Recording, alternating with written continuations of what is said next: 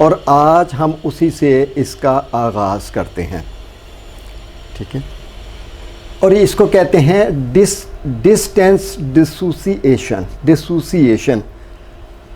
इसको मैंने उर्दू में नाम दिया हुआ है फासलाती ला तअल्लुक़। चूँकि किताब में मैंने जिस तरह इनको समझ सका हूँ मैंने लिख दिया है, लेकिन अगली किताब जो है वो फाइनल प्रोसेस में जा रही है। अगर आपकी यहाँ पे उसको ट्रांसलेशन के हवाले से कोई नया आइडिया भी आ जाएगा तो वो अभी उसमें एडिशन हो सकती है। तो फासलाती ला तअल्लुक़ यानी ये तअल्लुक़ है, ये फ़ासला हो गया, ये फ़ासला हो गया, ये फ़ासला हो गया। ये टेक्निक का नाम है। और इसमें करना क्या है, pick and bothering event from your past. कोई जो सिचुएशन आपको बॉदर कर रही हो, को परेशान कर रही हो, and you don't want to continue that with yourself, उसको पिक करना। फिर क्या करना है, दूसरा step, replay it and check your bad feelings. यानी फर्स्ट स्टेप है कि आपके अंदर क्या वो बैड फीलिंग आ रही हैं, पहले आपने इसको चेक करना है। ठीक है, देन क्या करना है, watch A movie of at the distance of A 10 feet number of times. 2, 3, 4 मरतबा चला लें, दैट इज़ सफिशेंट। आपने डिसोसिएट किया उसको। और फिर उसके बाद क्या करेंगे, watch A movie at the distance of A 20 feet. पहले 10 फीट, फिर 20 फीट, और फिर आपने उसको 30 फीट पे लेके जाना है। देन फिर उस ओरिजिनल इवेंट को भी देखना है कि अगर वो उसको सोचते हैं तो क्या उसमें चेंज आई है। गॉड दा जी स्टेप आ गए, आपको समझ लग गई। अब ज़रा इसकी और मैं वजाहत कर देता हूँ ताकि आपको समझने में आसानी हो जाए। ये अपनी एक मूवी वॉच हो रही है at the distance of A 10 feet, और फिर उसी को दोबारा चलाया और फिर ये 20 फीट पे चली गई। देन ये फिर चली गई 30 फीट में। मेरा ख्याल है कि अब आपको आइडिया क्लियर हो गया क्या कि कैसे करना है।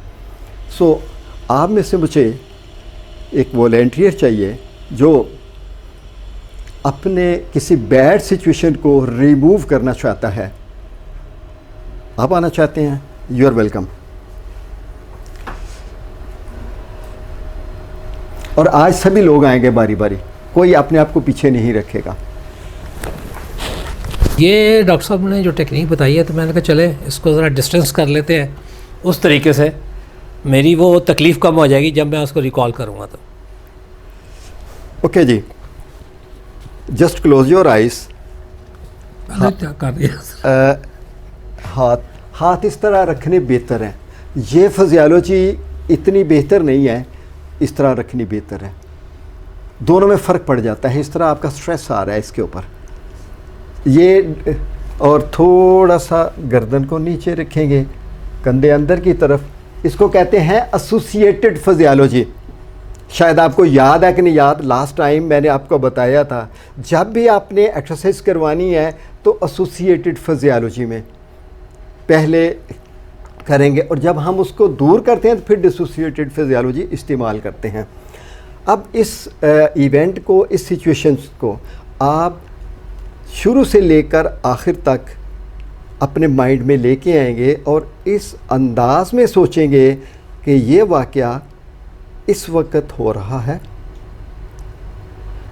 आप मूव कर रहे हैं, जा रहे हैं, उस वाक़या में से गुज़र रहे हैं। अगर सफ़र कर रहे हैं तो उसमें हैं, और वही कुछ देख रहे हैं जो देखा था, वही कुछ सुन रहे हैं जो सुना था। बड़ी क्लियर आवाज़ें, वाज़े, रोशन, चमकदार तस्वीरें, इस तरह के जैसे ये वाक़या इस वक्त अभी इसी लम्हे हो रहा है। एंड नोटिस योर फीलिंग्स, कि आप बैड फील कर रहे हैं,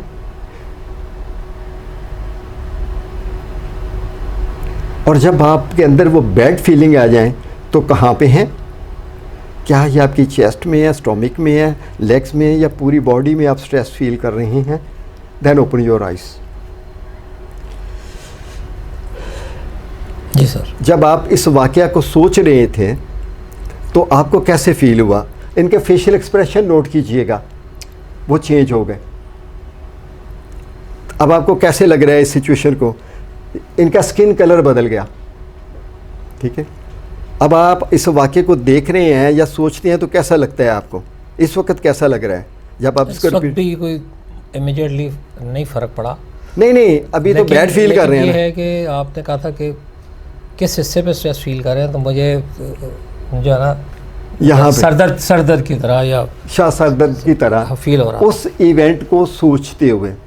अच्छा, अब आपने ऐसे करना है कि अभी आपने जो काम किया था, आपने ये किया है कि एक किस्म का कैमरा चला के उसकी वीडियो बना ली हुई है, ठीक है। अब आपने इस वीडियो को देखना है, अपने आप को देखना है at the distance of approximately 10 feet, और वहाँ तक जहाँ ये बैठे हुए हैं अप्रॉक्सीमेटली 10 फीट हो जाएगा। और यूँ समझना है कि आपने सामने वीडियो, आप अपनी टीवी पे या एक स्क्रीन के ऊपर ये वीडियो देख रहे हैं और आप इसको देख रहे हैं बिगिनिंग टू एंड, शुरू से लेकर। अब आप उस ग़ुलाम मुहिउद्दीन को देख रहे हैं जो आपसे दूर है, और जब आप इस अंदाज में वीडियो चलाते हैं तो ये तस्वीर जो है अनक्लियर हो गई है क्योंकि फासला हो गया है, और उसको चलाते हुए आपको आवाज़ें भी कम हो गई हैं और पूरा सफ़र कर रहे हैं फ्रॉम बिगिनिंग टू एंड। लेकिन इस वक्त आप अपने आप को उस वीडियो में देख रहे हैं, और 3 दफ़ा कम से कम इसको चलाएं, और जब आप 3 दफ़ा चला चुकें then open your eyes.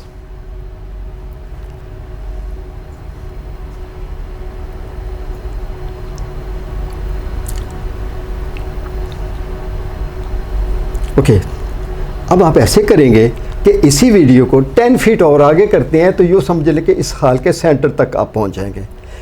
Again close your eyes, और वो फिर आप इसको बिगिनिंग से एंड तक चलाएंगे, और जब आप इस दफ़ा इसको चला रहे हैं तो ये और दूर हो गया, ये तस्वीरें कदरे और धुंधली हो गई हैं, और इसके साथ मुंसलिक आवाज़ें जो हैं वो मध्यम हो गई हैं, अनक्लियर हो गई हैं। And repeat this 3 time and then open your eyes.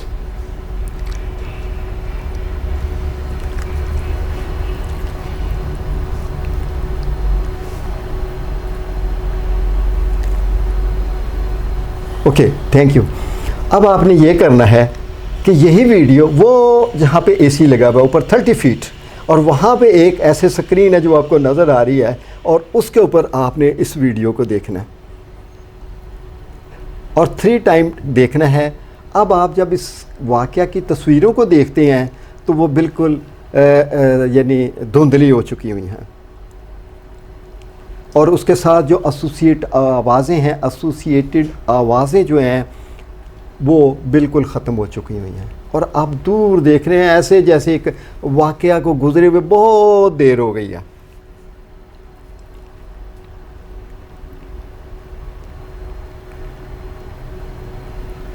Repeat it 3 time minimum.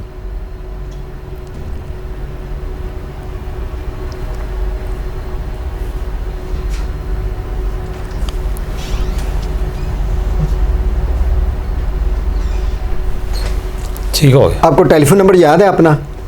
ज़रा बैकवर्ड रिपीट कीजिएगा क्विकली, उल्टा बोलिएगा, बैकवर्ड। 41 हाँ 53 हाँ 0 हाँ 4 9 हाँ 003। Good, well done. अब ज़रा अपने ओरिजिनल इवेंट को ज़रा माइंड में लाइएगा कि लाते हुए क्या हो रहा है। Is there any change? लाने में दिक्कत क्या हो रहा है? अगर आप ओरिजिनल इवेंट को जो आपने फर्स्ट टाइम लेके आए थे, आ तो रहा है जहन में, लेकिन उसके साथ वो जो स्ट्रेस इंटेंसिटी थोड़ी कम है, यानी इंटेंसिटी कम है। इसका मतलब है कि इसको और ज़रा रिपीट किया जाए, ना समझिए, ठीक है ना। अब आप ऐसे करेंगे कम से कम 3 to 5 टाइम आप इसको और 30 फीट के ऊपर फिर री रन कर दें।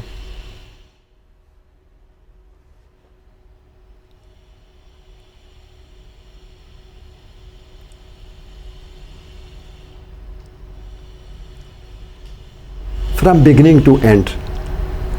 अब ये बिल्कुल धुंधला, ब्लैक एंड वाइट, दूर इसको देख रहे हैं।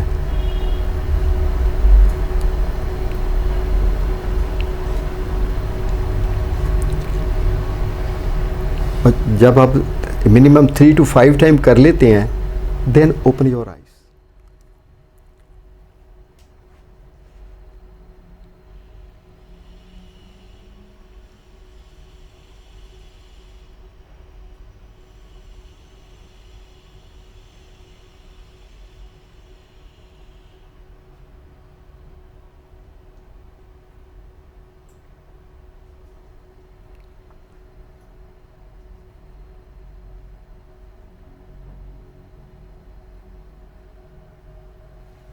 ठीक है।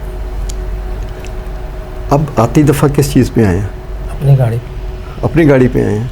अच्छा। तो रास्ते में कोई रश तो नहीं मिला?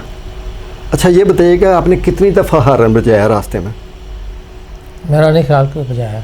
देख लीजिएगा, ज़रा सोच लीजिएगा। नहीं बजाया।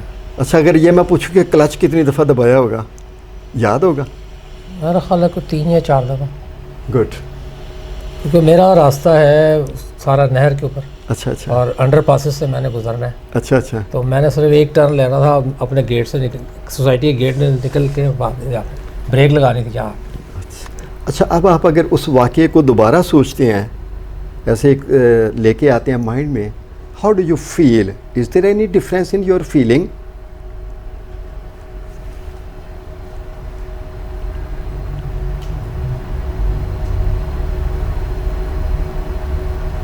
कंपैरेटिवली जो उसकी वो पेन है या उसकी जो पिंचिंग है वो और कम हो गई है। और कम हो गई है। और मेरिकुलसली मैं सोच रहा था कि ये शायद इतनी आसानी से पॉसिबल नहीं है चीज़, लेकिन यहाँ बैठ के आप सब साथियों के साथ मैंने अपना वो इवेंट भी शेयर किया था। इस दफ़ा डॉक्टर साहब ने जो उसको रीप्ले कराया तो वो दोबारा मैंने उनको बताया भी था कि मुझे आज भी तकलीफ़ हो रही, बल्कि डॉक्टर कुरैशी साहब से भी जिक्र किया था कि मैं उस वाक़े को बयान करके भी मुझे पेन होती है, तकलीफ़ होती है। तो मुझे नहीं पता था कि अगली सेशन में इन्होंने वो पेन कम कर रही है। तो प्रैक्टिकली ये है कि पहली दफ़ा कुछ ज़्यादा फ़र्क नहीं पड़ा, दूसरी दफ़ा थोड़ा ज़्यादा बेहतर फील हुआ, तीसरी दफ़ा और उसके बाद मुझे महसूस हुआ है कि अगर मैं इसको रिपीट करता रहूँ इस एक्सरसाइज को, तो बल्कि लास्ट टाइम तो मुझे लग रहा था कि मैं नहीं जा रहा, कोई और जा रहा है ट्रैवल करते हुए, क्योंकि वो ये ट्रैवल की बात कर रहे थे तो वो प्रैक्टिकली मैं ट्रैवल करके ही जाता था और 75-70 किलोमीटर, धुंध है, बारिश है, गर्मी है, सर्दी है, उस पर ट्रैवल करता था। तो लास्ट जो एक्सरसाइज इन्होंने कराई है उसमें मुझे लग रहा था कि ये धुंधला, इन्होंने कहा धुंधला करे, ब्लैक एंड वाइट करे, तो मुझे लग रहा था ये मैं नहीं जा रहा, कोई और जा रहा है। अब आपका कोई सवाल हो इनसे, आप इन्होंने जो किया, आप में से किसी का कोई सवाल हो आप इनसे पूछ सकते हैं। Do you have any question? और याद रखिएगा कि जितने सवाल करेंगे उतना बेहतर हम लर्न करते हैं। चले मैं शुक्रिया जी आपका बहुत। आपका शुक्रिया सर।